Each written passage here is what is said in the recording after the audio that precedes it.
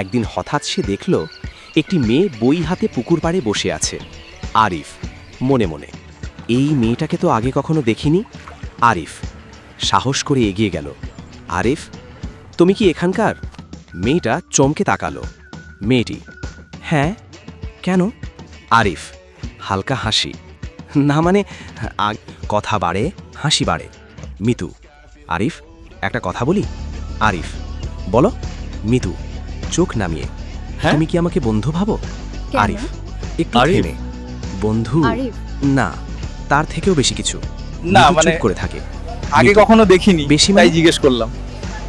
আমি এখানে নতুন, নাম মিতু।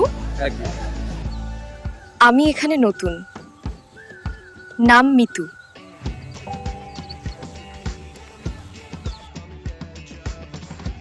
ভুল বোঝাবুঝি।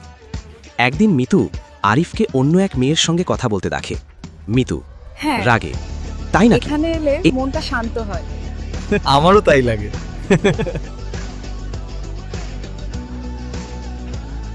রিয়েলি? Yes, of course. ও কথা বললে মিতু চুপ করে যায়।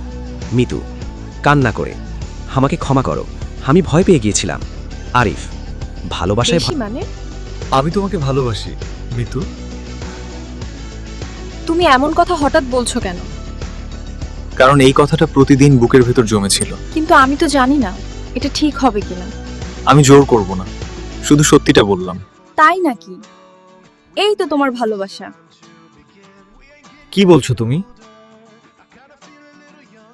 আমি সব দেখেছি। সে আমার বোন, তুমি না জেনে এমন কথা বললে?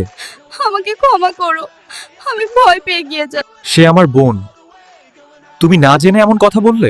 আমাকে ক্ষমা করো, আমি ভয় পেয়ে গিয়েছিলাম। ভালোবাসায় ভয় থাকবেই, কিন্তু বিশ্বাস না থাকলে ভালোবাসা টিকবে না।